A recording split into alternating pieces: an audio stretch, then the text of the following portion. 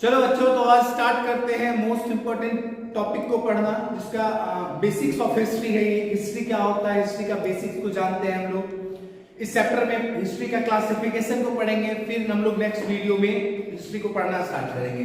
देखिए, हिस्ट्री जो है ब्रॉडली डिवाइडेड किया गया दो पीरियड में। हिस्ट्री को दो हिस्सों में हमने बांटा।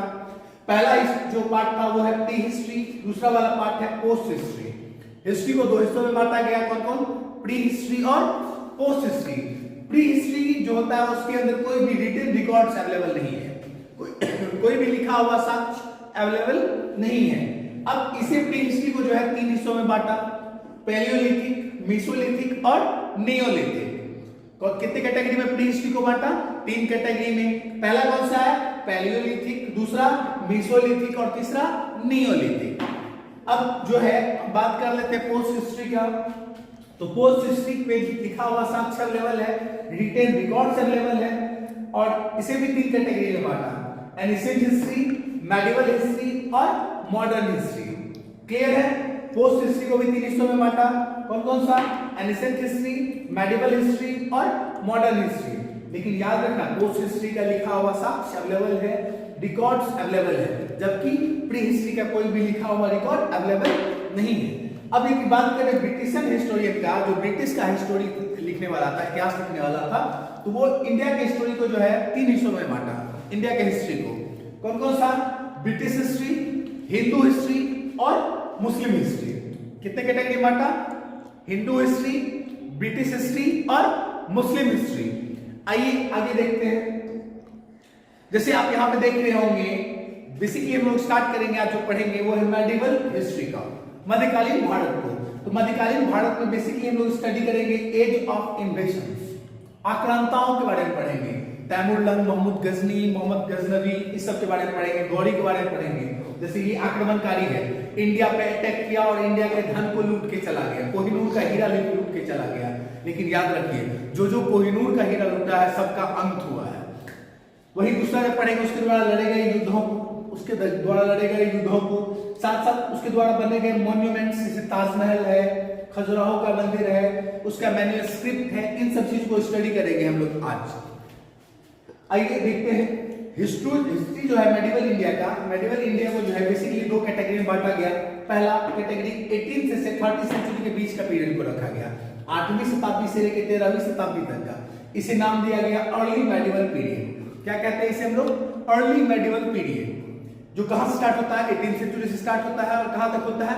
13 सेंचुरी तक, 13वीं शताब्दी तक। वही बात करें हम लोग 13वीं शताब्दी से लेकर 18वीं शताब्दी, यानी 13 सेंचुरी से 18 सेंचुरी तक का जो पीरियड है, इसे बोलते हैं हम लोग लेटर मेडिवल पीरियड। इसे क्या बोलते हैं? Later medieval period. यानी कह सकते हैं मेडिवल पीरियड 18 सेंचुरी से 18 सेंचुरी तक का पीरियड था, जिसमें 8 से लेकर 13 तक जो था अर्ली मेडिवल पीरियड था, और 13 से लेकर 18 तक जो था वो क्या था? लेटर मेडिवल पीरियड था। अब बात करते हैं हम लोग बेसिक्स का। तो हिंदुस्तान जो है, हिंदुस्तान हम लोग का देश, भारत या आर्यवर्त जिसे बोलते हैं, ये अलग अलग सेंचुरी में इसके बारे में मीनिंग्स जो है आपको पढ़ने के लिए अलग अलग मिलेगा। इसका अलग अलग नामकरण हुआ इतिहास के अकॉर्डिंग, जैसा इन्वेंटर था वैसा ही हमारे यहाँ का इतिहास रहा। अब जैसे पार्सियन क्रॉनिकल का देखेंगे, जो रिकॉर्ड्स रखा हुआ है, जैसे मिन्हाज ई सिराज, उसके अकॉर्डिंग जो एरिया पंजाब और हरियाणा का था और जो लैंड यमुना और गंगा के बीच का था वही हिंदुस्तान था। और वो बोला था, उसे वो दिल्ली सल्तनत कहता था। उसे वो क्या नाम दिया गया?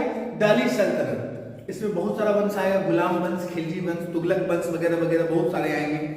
साथ साथ बात करें बाबर का, तो बाबर जो है इंडिया के टोटल सब कॉन्टिनेंटल ज्योग्राफी पे राज करना चाहता था, भारत के पूरे ज्योग्राफिकल कंडीशन पे राज करना चाहता था। जब बाबर के वंश का इतिहास पढ़िएगा तो आपको हिंदुस्तान के बारे में अलग अलग चीज समझने के लिए मिलेगा। और यदि वर्तमान इतिहास पढ़िएगा तो उसमें बेसिकली इंडियन नेशंस के बारे में बताया जाएगा, भारत के इतिहास के बारे में बताया जाएगा, स्वतंत्रता संग्राम के बारे में बताया जाएगा, 1857 की क्रांति के बारे में बताया जाएगा, असहयोग आंदोलन, सविनय अवज्ञा आंदोलन, इन सब चीज को पढ़ाया जाएगा। अब जो सोर्स हिस्टोरियन को मिलता है, किस सोर्स के अकॉर्डिंग हिस्टोरियन अपना काम करते हैं, हिस्ट्री के बारे में जानकारी देते हैं, इसे दो तरह से बांटा गया। पहला आर्कियोलॉजिकल एविडेंस, दूसरा जो है वो क्या है? Literally evidence. आर्कियोलॉजिकल को क्या बोलेंगे हम लोग? पुरातत्व में। पहले के जमाने का जो कुछ सामान था उसको स्टडी करके, जैसे कॉइन्स, पहले के जमाने में चलने वाला कॉइन्स को स्टडी करके, उसके इंस्क्रिप्शंस को स्टडी करके, पेंटिंग्स को स्टडी करके, उसके बिल्डिंग्स को स्टडी करके, इन सब चीज को स्टडी करके उसके इतिहास को हम लोग समझते हैं। वही लिटरली एविडेंस में देखें तो किसी के द्वारा लिखा गया लेटर या किसी के का मैन्युस्क्रिप्ट, इस अशोक का शिलालेख है उसको पढ़ के, हॉली टेक्स्ट उसके उस समय के लिखे गए ग्रंथ को पढ़ के, उसके द्वारा लिखे गए आत्मकथा को पढ़ के, किसी का स्टोरीज को पढ़ के, इन सब चीज के द्वारा हम लोग वहाँ का जो पहले का साक्ष्य था उसे अवेलेबल करते हैं और हिस्ट्री के तौर पर उसे हम लोग स्टडी करते हैं। जैसे आप देख रहे होंगे सोच जो हिस्टोरियन यूज करते हैं, इंस्क्रिप्शन जैसे कुतुब मीनार पे लिखा हुआ, कुतुब मीनार है ये और उस पे लिखा हुआ इंस्क्रिप्शन है, उसको हम लोग पढ़ते हैं और समझते हैं कि कुतुबुद्दीन ऐबक ऐसा था, इल्तुतमिश ऐसा था। वही मैन्युस्क्रिप्ट का बात करते हैं तो अशोक, जैसे अशोक है, अशोक का शिलालेख, अशोक का बहुत सारे डायरीज है, संघमित्रा उसकी पुत्री थी, उसको श्रीलंका भेजा था, उसका इतिहास वगैरह वगैरह लिखा हुआ साक्ष्य जो है उसको पढ़ते हैं। उस समय में कॉइन्स जो चलता था, राजा महाराजा अपना चित्र उस पर अंकित करवाता था, अपने राज के वैभव को बताता था, इन सब चीज को स्टडी करते हैं कॉइन्स की मदद से। तब तक के लिए दीजिए धन्यवाद, मिलते हैं नेक्स्ट वीडियो में। और भी धमाकेदार वीडियो देखने के लिए हमारे वीडियो को शेयर करें, सब्सक्राइब करें और लाइक करें। जय हिंद, जय भारत।